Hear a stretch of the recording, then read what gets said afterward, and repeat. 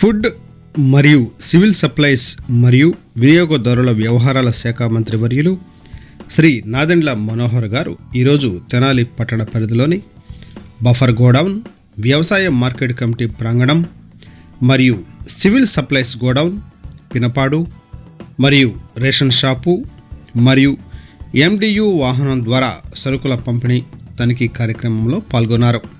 ఈ కార్యక్రమంలో గుంటూరు జిల్లా జాయింట్ కలెక్టర్ రాజకుమారి, తెనాలి సబ్ కలెక్టర్ మరియు జిల్లా అధికారులు పాల్గొన్నారు.